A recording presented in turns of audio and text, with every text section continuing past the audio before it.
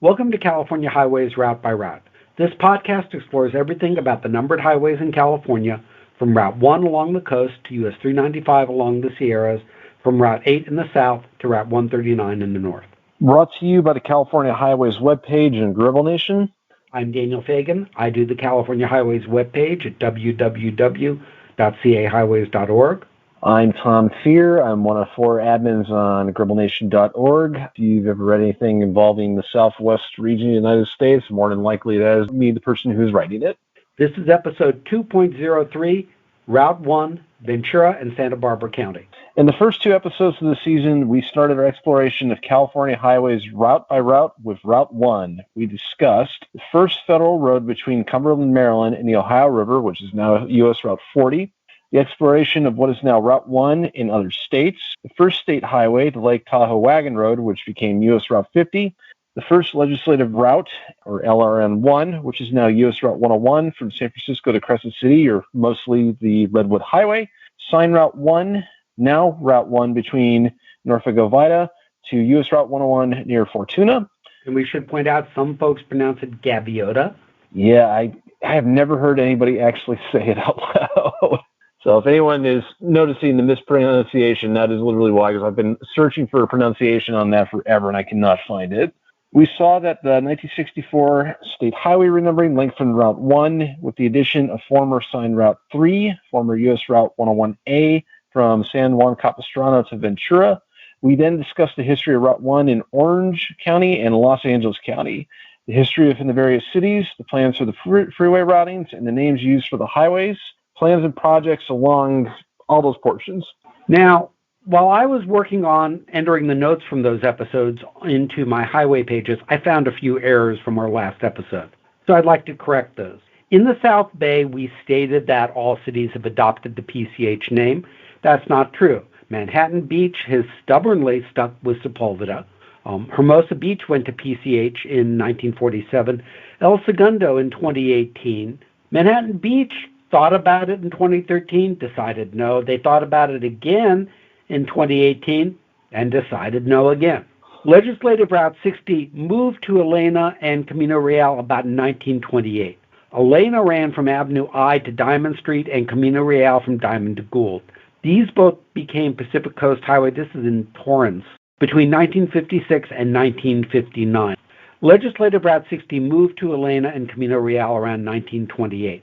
This is moving off the routing that went along Avenue I and then up Catalina and Pacific in front of the City Hall. Elena ran from Avenue I to Diamond Street and Camino Real from Diamond to Gould. These both became Pacific Coast Highway between 1956 and 1959. As a reminder, our discussions build upon the background we built in the first season of the podcast, where we discussed the history of the system, which serves to explain the eras of the state highways and what we mean when we talk about things like legislative route numbers. The numbering approach to state highways, which explains how the route numbers were chosen and why. The names of the state highways and how they were chosen. The organizations involved in the state highway system. If you want to catch up on any past episode, we encourage you to go to our Spotify for Podcasters home at anchor.fm/CA Route by Route, our forever home at CARoutebyroute.org, and listen to our backlog of episodes. In this episode, we continue our exploration of Route 1, going in post-mile order from south to north. And our focus today is on Route 1 in Ventura and Santa Barbara County. As always, we'll cover some interesting history along the route, some of the proposals for freeways, some of the stories behind the names on the route, and some interesting projects that have been proposed or in progress for the route. This season, we have 10 episodes on Route 1 and 2 on Route 2. This is the third on Route 1. The next episode will cover Route 1 in San Luis Obispo County and through Big Sur. As a reminder, a big portion of what we're talking about in this episode was Sign Route 3. Sign Route 3 was initially defined as US 101 at Serra, which is south of San Juan Capistrano, to US 101 at El Rio, which is a small community between Oxnard and Ventura via Santa Monica. It was signed on Legislative Route 60. In July 1935, Sign Route 3 was re-signed as US 101A which was a designation approved by AASHTO in 1937, effective in January 1938. In 1964, this segment was added to Route 1 as part of the first segment, A, Route 5 south of San Juan Capistrano to Route 101 near El Rio.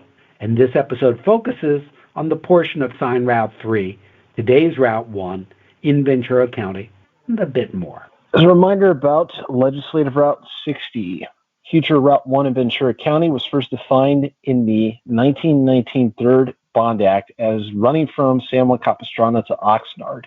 In 1925, it was extended by an act that authorized the Division of Highways to acquire necessary rights of way and to construct and maintain a highway which shall constitute and be the state highway, and to take over any existing public highway along the route hereinafter designated as part of said state highway from the town of Oxnard, to appoint to be selected by the State Highway Commission at or near the town of El Rio, Ventura County, upon the state highway extending from Los Angeles to Ventura.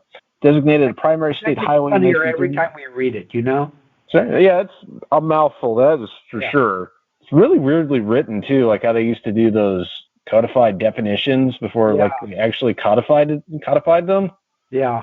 It is, what I always thought was funny is like El Rio, like, is a good example of this. Like, most people probably wouldn't even know El Rio exists today, but like the Division of Highways and California Highway Commission, they were really exacting. Like, if there was like a railroad siding, they would like say this is where it ends at said siding or near it. Yeah. You got a lot of old community names in there, and most people probably have never even heard of in modern times. Then you get into the Legislative Route 16 being designated as a primary state highway in 1933, which that's no longer a thing. They're all basically state highways. There's no real delineation whether there's a primary or secondary anymore. And we'll run into one of those old names. We start at the Ventura County line, and that was actually a small community called Solromar, which was just south of the Ventura County line. That's where the post office was, and yet you never hear that name anymore. Yeah, a lot of those are tied to old post office locations. So, yeah, usually if you see something like a name on a map, particularly Google, it's either going to be one or two things. It's either going to be an old railroad siding location, especially if there's a railroad nearby or a railroad grade, or you're just going to have like some community that like in the 19th century, for whatever reason, had post office service because it was really remote. So it's not necessarily like a city or a town like we would think of it in modern times. It could just be a collection of population that could have been set up by a railroad subdivision, or it could have been set up as the post office location. Think Hooterville. Yeah. In 1935, Legislative Route 60 was codified in legislative code as from LRN2 near El Rio via Oxnard to LRN2 south of San Juan Capistrano. So LRN2 would be U.S. Route 101, the main line. In 1957, the via Oxnard part of that was deleted. And to finish out our reminders, today's Route 1, the post-1964 Route 1, has multiple segments, the first of which being Route 5, south of San Juan Capistrano, to Route 101 near El Rio. Sort of get hearing that phrase a lot, except for the portions that have been relinquished within the city of Dana Point, within the city limits of Newport Beach, within the city limits of Santa Monica, and within the city limits of Oxnard, between Pleasant Valley Road and Route 101. And there's authorization to relinquish the portion in Los Angeles between Route 105 and the Santa Monica southern limits, which is the southern portion of Route 1 in Los Angeles. But now there's more. Two additional segments of Route 1 come into play. Segment A is the old sign Route 3. There's Segment B, which is from Route 101 at Emmawood State Beach, 1.3 miles north of Route 33, former US 399, to Route 101, 2.8 miles south of the Ventura-Santa Barbara County line at Mobile Pier Undercrossing. And Segment C, from Route 101 near Las Cruces to Route 101 in Pismo Beach via the vicinity of Lompoc, Vandenberg Air Force Base, and Guadalupe. And there's authorization to relinquish the route in Pismo Beach. And I should note, I think Vandenberg has been renamed Vandenberg Space Force Base. The legislature hasn't caught up with that yet. How these fit in historically. Recall Segment A, Oxnard to San Juan Capistrano, was U.S. Route 101A, signed Route 3, Legislative Route 60, Segment B, Ventura Beaches was a former segment of US Route 101, which has since been bypassed by a freeway. LRN2, Segment C, Las Cruces to Pismo Beach. This was originally signed Route 1 and still is. Legislative Route 56, but a small portion between the Route 135 segments are old US 101 and thus LRN2. And there was a real weird split LRN2 until the 1964 renumbering, which I really won't get into the minutiae on that right now. In 1984, that portion of the Lompoc Casamilia Road and Vandenberg Road in the county of Santa Barbara from the intersection of the Lompoc Casamilia Road and Route 1 north of Lompoc near Mission Hills to the intersection of Vandenberg Road and Route 1 south of Orcutt was at one time Santa Barbara County Route S20. In 1988, S20 was incorporated in Route 1, providing direct access to Vandenberg, and the language was removed in 1992. Old Route 1 became the Harris Grade Road in the area. It's kind of more or less still state highway standards from what I recall. Have you driven that? I have.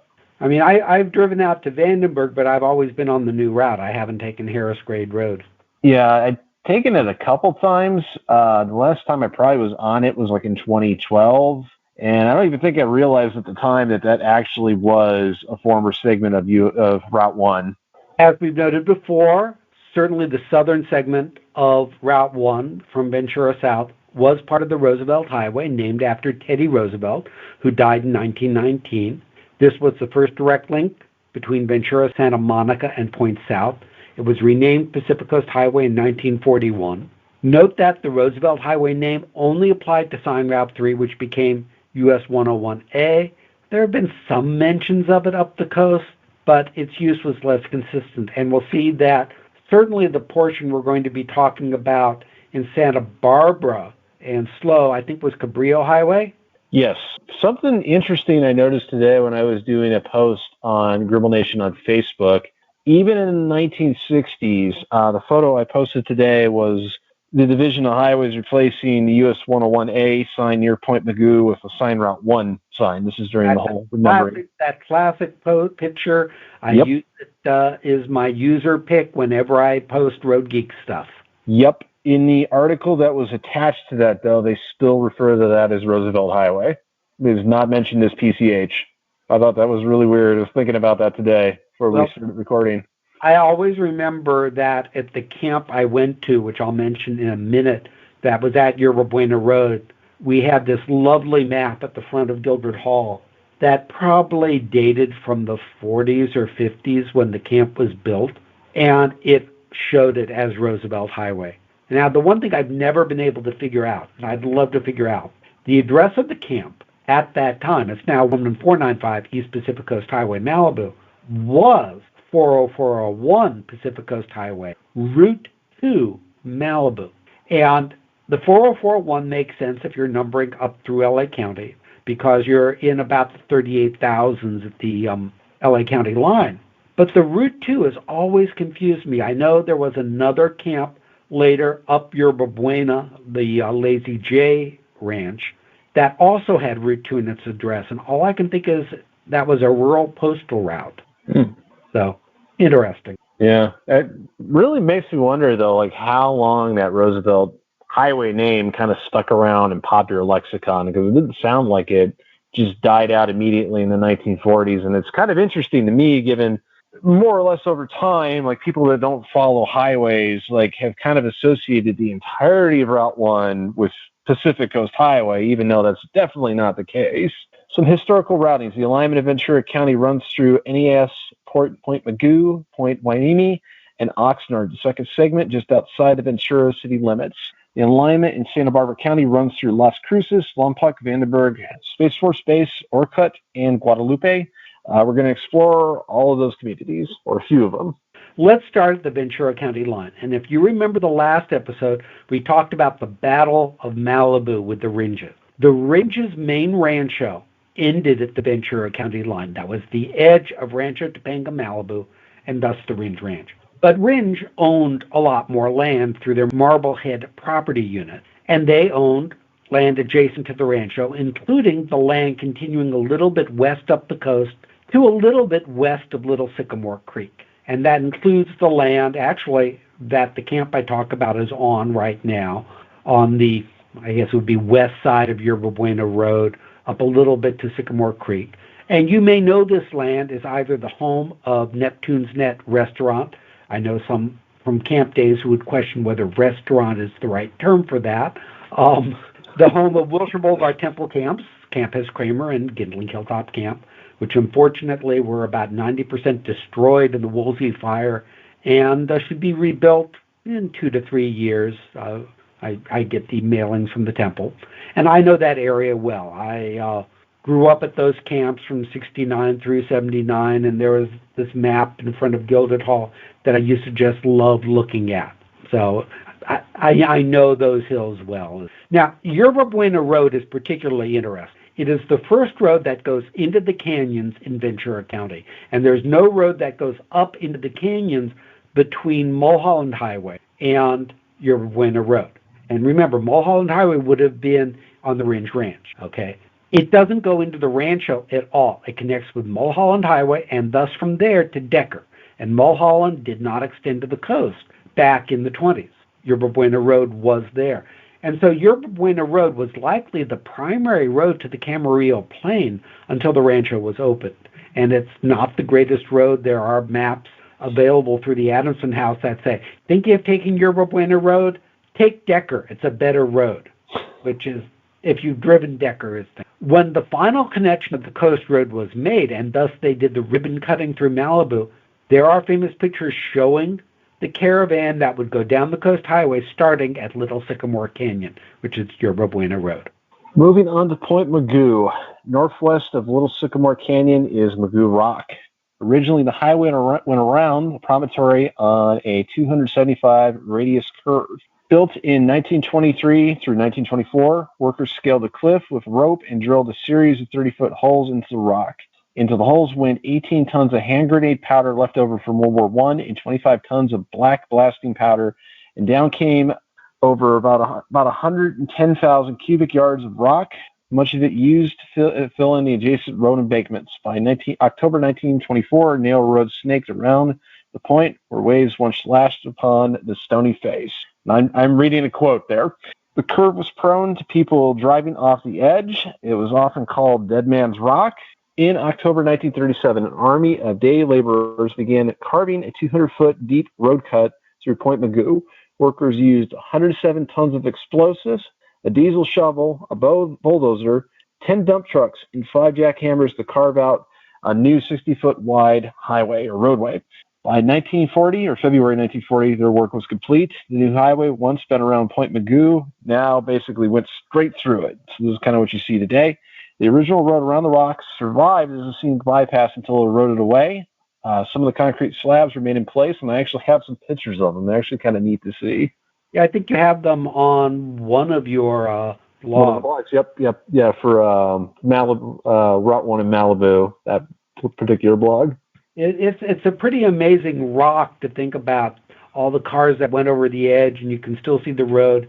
Go out on Google Maps and look at the satellite view, and it's really clear. Now, through Oxnard, the routing originally ran along Oxnard Boulevard from Magoo Rock to El Rio. And there was some interesting stuff in this area. While researching this, we looked at a 1946 USGS map, and it showed some interesting things. It showed a spur of Sign Route 118 that ran down from Wood Road and US 101A, along Wood Road to Oxnard Road, which was 5th Street, then along 5th, Pleasant Valley, and Lewis Road to Somas and Sign Route 118. There was also some weird stuff down going all the way into Oxnard with Sign Route 118 continuing along Oxnard Road, 5th, the US 101A, but that doesn't seem to correspond to a state highway. And then it also showed a spur of Route 126 running along what is now Route 232 to Vineyard, down to El Rio, multiplexing US 101, going down Saviour's Road to Hueneme Road, and then across Hueneme Road to US 101A. And then it seemed to go along a little bit further, which was just mind-boggling, and I haven't seen it confirmed anywhere else. So if you're aware of anything in this area of those routes being down there, being spurs, we'd love to see more information or some confirming maps. What's weird is the sign routes before 1964, they weren't really, they're kind of fluid. Like, they really weren't, like, really strictly monitored. I noticed by the California Highway Commission, like, you had some weird stuff happening. Like, I know 21 was signed in Martinez, and that was definitely not on state-maintained roads. And I know 49 was north of Sierraville until that was taken over by the state formally. So, I mean, a lot of the times it comes down to maps or actually finding photos of like actual sign routes on non-state highways, or even where you might not think a multiplex existed. That all that kind of got contained by the state more or less during the 1964 renumbering. And a reason for that, if you remember our past episodes, may be that these were being signed by the Auto Club of Southern California, not by the state. And they may have just used their discretion to try and direct people in particular ways. Yeah, it's a different era. I mean, basically having multiple routes go to the same place was not considered a negative back then, or not really confusing, probably until the late 1950s. Well, our computers require a single route to a particular area. They wouldn't handle multiples of the same route going to the same spot back then. People just followed a map. Now, we're talking about normal highways. Around 1957, a freeway alignment was constructed from just southeast of the naval base, which is Hayengas Creek Road to Rose. And in 2012, Route 1 was routed off of Oxnard Boulevard to Pleasant Valley and onto Rice Road to US 101. But this isn't signed. It's not in the post-mile system, although it sort of is in the legislative definition.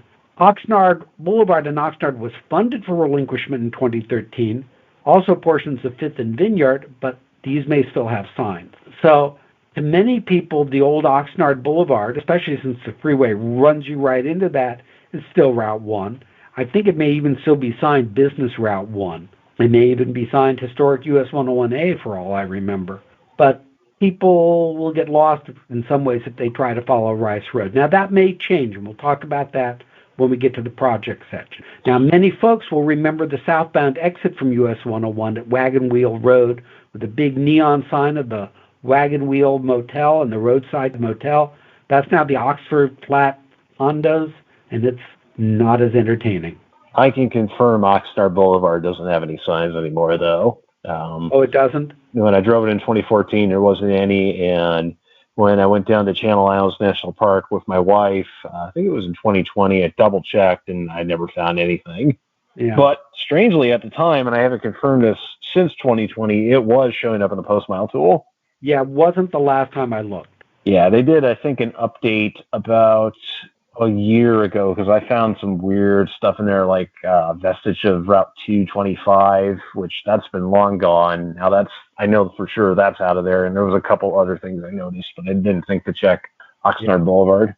The images on my website get out of date so fast on the maps. Continuing up the coast, the Ventura Beaches. North of Ventura near Emmawood State Beach, Route 1 exits US 101 near Rincon Beach. This was the first section of PCH to be constructed. The route along this portion of coastline opened up in 1913 is the Rincon Causeway, or Rincon Sea Level Road, as the first drivable, and you can't see my air quotes, coastal route for motorists. Traffic could pass along the coastal beaches of Santa Barbara Channel previously only during low tide, so there was low tide crossings through here. The well-established all-weather crossing through the area prior to Rincon Causeway was over Casitas Pass. Casitas Pass, thank you. Route 150 nowadays. Portions were originally a wooden causeway, which was really cool to look at. I found some neat photos of those. Although mostly to the northwest, Rincon Point to Punta Gordo. Problematic road with nails, water damage. The ACSC recommended Casitas Pass Road, like we said, Route 150 today. This was replaced by a paved roadway in 1924, or what is known as the Rincon Seawall. In 1960, the freeway bypass was completed from Emmawood State Beach, north of the Mobile Pier undercrossing near Seacliff. US 101 was rerouted onto this freeway bypass. At which point, what was the highway became Route 1. Yes. And that's segment B of Route 1. Going to segment C, we now get to the communities of Lompoc and Vandenberg. And through Lompoc, Route 1, which is now the Cabrillo Highway, enters to the east of town at Route 246. It turns, continues west along Ocean, and at H Street, it turns north and continues out of town. And this is where you get some co-signing with what used to be sign routes 150, which later became sign route 154 and is now route 246. Route 246 currently sort of ends at the city limits of Lompoc, and it used to go to Surf, and it no longer goes all the way to Surf. But there may be a small segment of 246 left on the other side of the city limits of Lompoc. What's interesting, though, is Route 1 used to bypass Vandenberg Air Force Base, now Space Force Base, along Harris Grade Road, to Route 135, which was former US 101. In 1966, a new expressway was built to serve Vandenberg Air Force Base. Prior to 1966, there were only two narrow winding ribbons of asphalt, I love that phrase, which passed through the old Camp Cook, which is now Vandenberg. Presumably, this was the original Lompoc-Casmelia Road. The new expressway consisted of a portion of Vandenberg Road to the Vandenberg main gate and a portion of Lompoc-Casmelia Road, which is now Route 1, between the Lompoc urban limits and Orcutt. In 1984, this was clarified via an added section that Route 1 also included these portions of Lompoc-Casmelia Road and Vandenberg Road in the county of Santa Barbara, from the intersection of Lompoc-Casmelia Road and Route 1 north of Lompoc to the intersection of Vandenberg Road and Route 1 south of Orcutt. Now, if you look at a map, Lompoc-Casmelia Road continues on the, I guess would be the northern side of Vandenberg. I don't know whether it's gated off or not. I've never driven through that area. I do know there's a really good steakhouse in the area. In 1992, Chapter 1243 deleted that clarification and just changed the definition of the segment to Route 1 near Las Cruces, to Route 1 near Pismo Beach, via the vicinity of Lompoc, Vandenberg, and Guadalupe. So they basically absorbed that, and Harris Grade Road went away as being a state highway. It was relinquished or vacated, I don't know which, to the county. So what's interesting is south of Lompoc, there's a community, or I guess ghost town at this point, called Las Cruces. And the original endpoint of Route 1 can be seen from the ramp that leads from southbound Route 1 onto US 101. There's a little truss bridge, and it appears on maps as San Julian Road. It's not actually a publicly accessible road anymore. It's like located behind the school. It's really easy to see that bridge from that on-ramp. Is that the bridge you can go? I know there's a bridge right at that area you can go walk on. I may be thinking it's just north of Goleta. You're thinking of the Rio Hondo Bridge. Oh, okay. I know there's one bridge people go and walk on and appreciate the ocean from. Yeah, that's Rio Hondo. That's past Govida Pass. Or Gaviota Pass. Thank you. Gaviota, that's actually past Gaviota Pass. Figure I'd record that so we can get it right. Yeah. Now, when we get to Orcutt and Santa Maria, Route 1 from Vandenberg joins Route 135 south of Orcutt and leaves that routing after a few miles, where Route 1 veers west as the Cabrillo Highway and Route 135 continues into Orcutt as the Orcutt Expressway. Now, Route 135 was LRN2 at that time, and the portion of Route 135 co-signed with Route 1 was LRN2 until 1933-1935, when it became part of Legislative Route 56. And by 1935, US 101 had been rerouted to the east along its present route, with sign Route 1 coming into Orcutt, turning on Clark, then on Blosser, then across Solomon to Cabrillo Highway. Route 135 just appears to have been an unsigned branch from US 101, because it didn't get the 135 number until 64. So it was this weird limbo. The expressway appears to have constructed around 66, from what I can figure from maps, and the signage for Route 135 starts showing up around 1969. Past Orcutt, Route 1 continues to Guadalupe, while Route 135 and US 101 continue to Santa Maria. Do you know anything more about that weird old US 101 routing? So it looks like it was just a spur of Legislative Route 2 when US Route 101 was bypassed, or when it bypassed Los Alamos directly to Santa Maria. I don't recall ever finding anything in the AASHTO database ever saying that was like a business route or an alternate, and I've never seen a map that suggested that, but I have seen LRN2 flagged on both those routes, but 101 was always on the bypass after it was realigned. Yeah, it's a weird area to look at. Some freeway plans. Constructed as a freeway on the old US 101A alignment for 8 miles south of Oxnard from Las Posas north of Rose. This opened in November 1957. There was a freeway adoption from the Santa Ynez River to Route 135. This was rescinded in 1975. The freeway and expressway system includes the segment from Route 101 near Las Cruces to Route 227 near Oceano. In 1959, the entire segment to Pismo was defined in the freeway and expressway system via Legislative Chapter 1062. In 1967, the deleted segment north of Route 227 via Legislative Chapter 1584. No freeway construction in this area, but some portions are classified as expressway. And we should clarify that. The State Highway Code, or the Streets and Highway Code, I'm never sure what the S stands for, defines a freeway and expressway system. And these are the things that could be freeways or would be expressways. Some of them had freeway adoptions. But just because the state adopts a freeway segment doesn't mean it builds the freeway segment. And there are many segments that have been adopted where they just had never gotten the right of way or the funds to build the freeway. And sometimes they rescind the adoptions, and sometimes they just sit on the books. And if there's a threat to the community, that they might be built someday. Yeah, my favorite example of that is Route 190 over the Sierra Nevada mountains. That has never been rescinded. It's had like 3 different alignment adoptions, I believe, and a lot of it actually got originally constructed towards Moki Pass. That's actually Horseshoe Meadows Road. But I just find it amusing that, like, we notice this because, like, we research this. Like, we dig into these details of these legislative descriptions, route adoptions, and everything. But this stuff will show up on state highway maps, and just nobody else ever notices it. So, like, it's kind of interesting to hear about, like, you know, like I go on some, like, page that has, like, a lot of Sierra Club people on there, and they just have no clue this stuff still technically is in legislative minutiae, has never actually been deleted. Or Google Maps finds out about it, puts it on the map, and then confuses people because it's not signed. Yep. I think it's Route 148 along Pear Blossom Highway. That has never been adopted as a state route, but Google loves to show it. Yep, Route 179 north of Vacaville, same thing. Trust paper maps. Don't trust Google Maps. I think Google's absolutely not the place you want to look for accuracy. Yes. So, some relinquishments. The status in the route in Oxnard, and we hit on this a little bit before, is really unclear.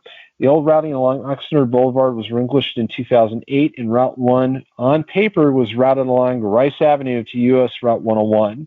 However, Caltrans has not formally adopted Rice Avenue as Route 1 and is not in the post-mile tool. And if you've ever driven Rice, it is definitely not up to state highway standards.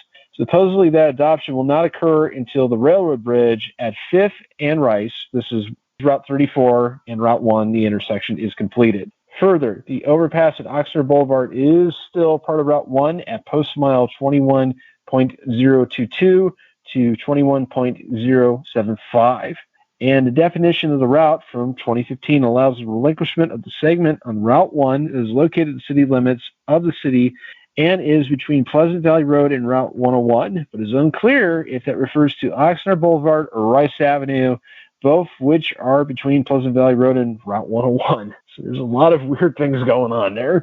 And that mention of the overpass means if you look in the post-mile tool or you look in the geocoded state highway lines database, which we talked about in a previous episode, you've got this little tiny overpass that shows as post-miles of Route 1. And as you can tell from the post-miles, these are original 1964 post-miles that they just never relinquished the overpass. They've relinquished everything around it, but the overpass is still technically Route 1, meaning the state maintains it. Now what's interesting, though, is Rice from US 101, if you're on US 101, signage to Rice will now say Route 1. That is the only place it says it, though. And that's new. It's not very well done either. It's very oddly placed. And there may be a reason for that. So let's turn to some of the projects going on in this area. In Oxnard, there is a project to build that 5th and Rice Bridge. And in March 2023, it was reported that 8 years after a deadly train crash, they finally have the funding lined up for the $117 million bridge over the tracks that would prevent these collisions. The Rice Avenue Railroad crossing has long been known as one of Ventura County's most dangerous crossings, even before that 2015 crash, which was between a truck and a Metrolink commuter train. The bridge is set to be finished in 2028, and if you watch the projects, you'll see these things all the time. People wonder why highway projects take so long. This is a great example of it. It was to be finished in 2028, but the city and Caltrans recently ran into a snag acquiring some of the property they need. In February 2023, Caltrans filed a lawsuit against the United Water Conservation District, which is the public agency that manages the Santa Clara River watershed, to take small United Water property along Rice through eminent domain.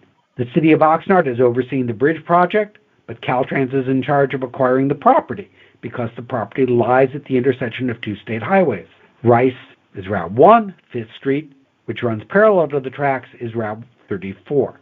The United Water property is about 1/4 of an acre on the east side of Rice. Under it is a well that pumps waters to farmers on the Oxnard Plain when surface water from the river isn't available.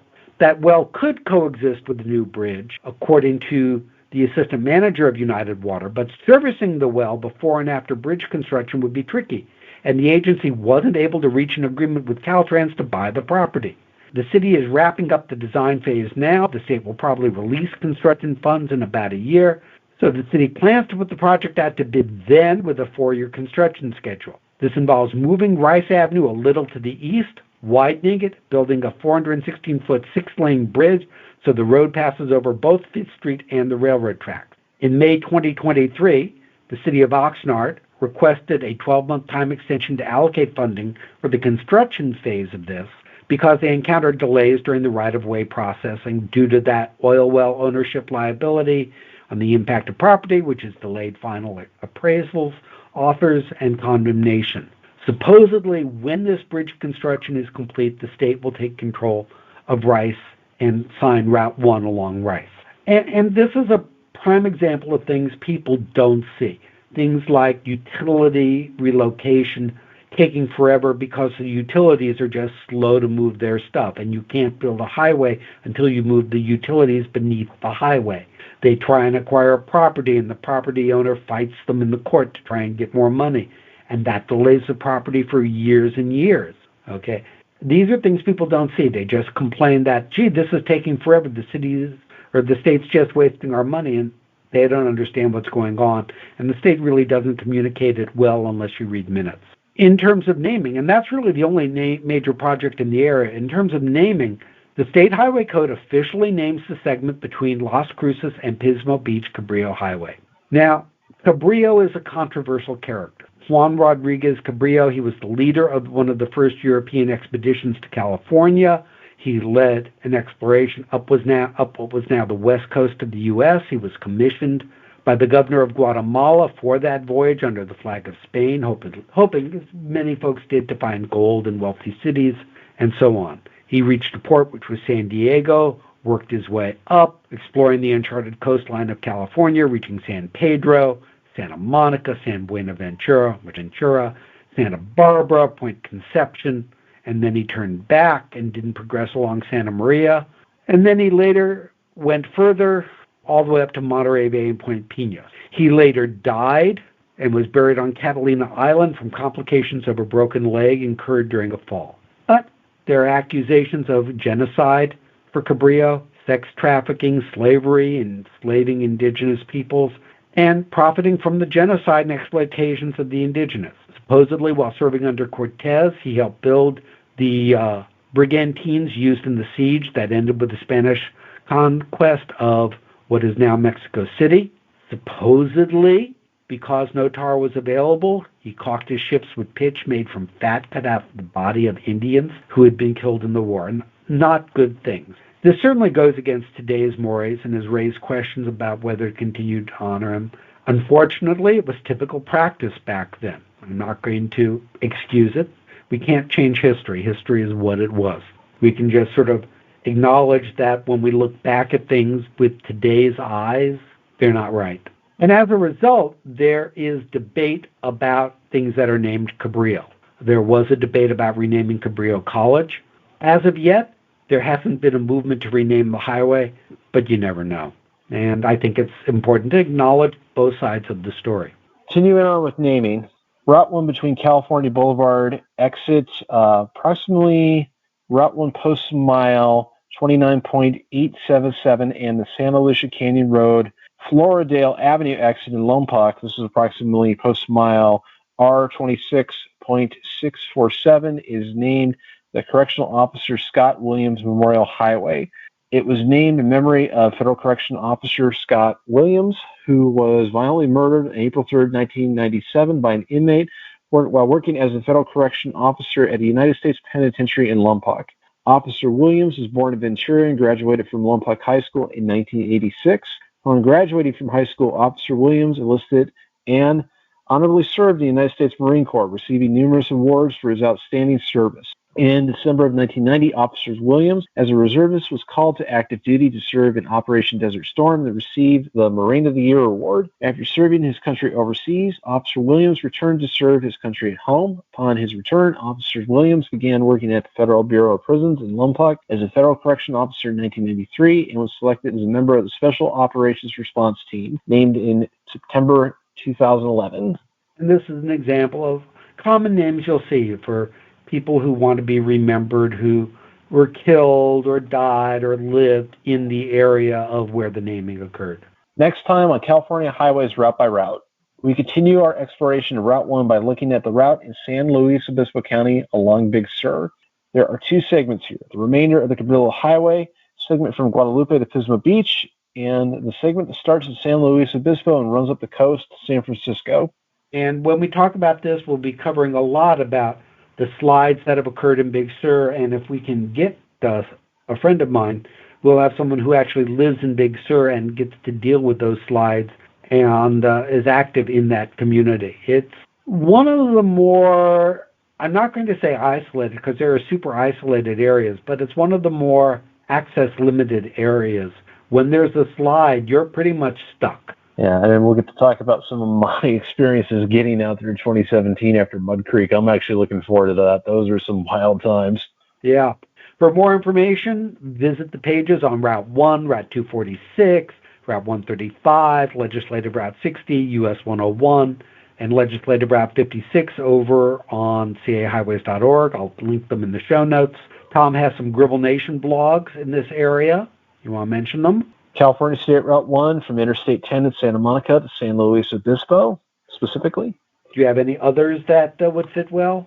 I would probably say the one for U.S. Route 101 on Santa Barbara Channel, because that will cover the Rincon Seawall and Rincon Causeway, and pretty much everything that kind of is the inferred multiplex of U.S. 101 and Route 1 through that area. And we'll have a whole batch of additional links, including a number of the source links for this podcast on our show page at caroutebyroute.org. As always, information on this episode is available on our website, caroutebyroute.org, where you can leave us comments on this episode. This episode is also available on our Anchor.fm home, anchor.fm/CA-Route-by-Route. Join us as we continue to explore California highways route by route. This episode was written by Daniel Fagan and Tom Fear, edited and produced by Daniel Fagan. Our opening theme is I Like to Be by the Seaside by John H. Glover-Kine. If you have an opening theme you think might be good for our show and is either in the public domain or you're willing to let us use, let me know. Episodes are recorded using freeconferencecall.com. This podcast is a product of California Highways at cahighways.org and Gribble Nation at gribblnation.org. And as always, I'd like to conclude an episode with a bit of a discussion. So, Tom, what do you think about this segment of Route 1? The portion from Ventura all the way up to pretty much Guadalupe. So I think this is kind of the section of 1 that really most people don't get to see.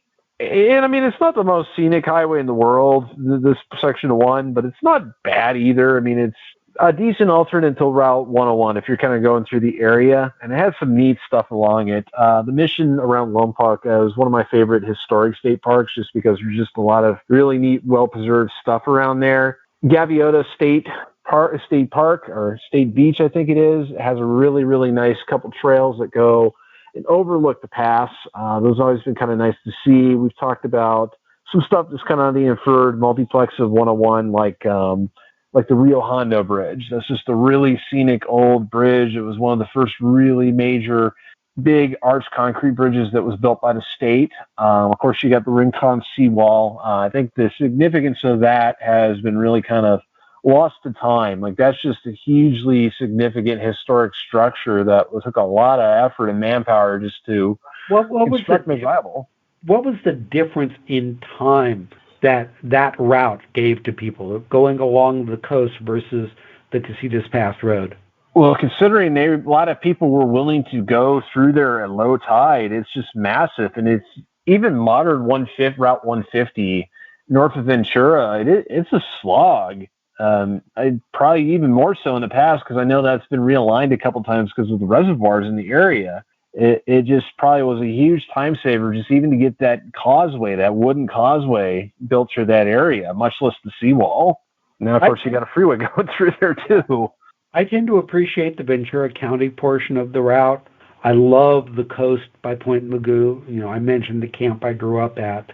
But if you go a little bit north of there, you have Sycamore Beach. You have some wonderful sand dunes along Big Sycamore Canyon in that area that are just really incredible. You have the southern end of what used to be the Camarillo State Hospital for the Mentally Insane, which is now Cal State Channel Islands. And you can still wander through the buildings. I remember the first year after the Woolsey fire, the camps had to relocate. And they relocated to Cal State Channel Islands. And I was up there for a dinner one night.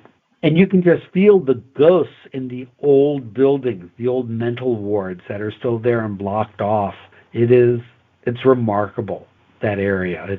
Old buildings and old historic buildings are fascinating. The segment along Oxnard Boulevard just has this old highway feel to it. One of the things you learn if you're into old U.S. highways and stuff is look for the old auto court motels, look for the car dealers. They show you the route.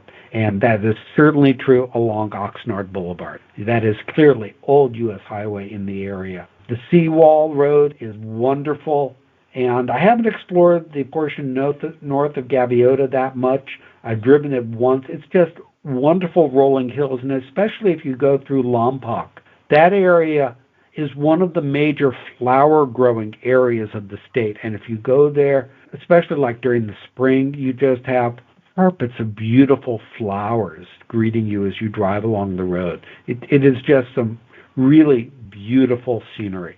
And, of course, Jessica would probably want me to mention Pismo Beach. That's my wife. That's a favorite, really, for the Fresno area as far as getting coastal access. And it's a little bit of different flavor than what you're going to see north up the coast, like in Cambria or even Morro Bay. Probably a little bit more laid back, kind of blue collar, I would kind of define it as. Well, you can still drive your cars on that beach, as I recall. You can. That's a big attraction to it, actually. And I don't know whether the clams are still there. That'd be a good question. I'm allergic, so I wouldn't know. You won't go near them. But yeah, they used to do clamming at Pismo Beach. So it's an interesting area, and we will be talking about Pismo Beach in our next episode. So join us next time on California Highways Route by Route.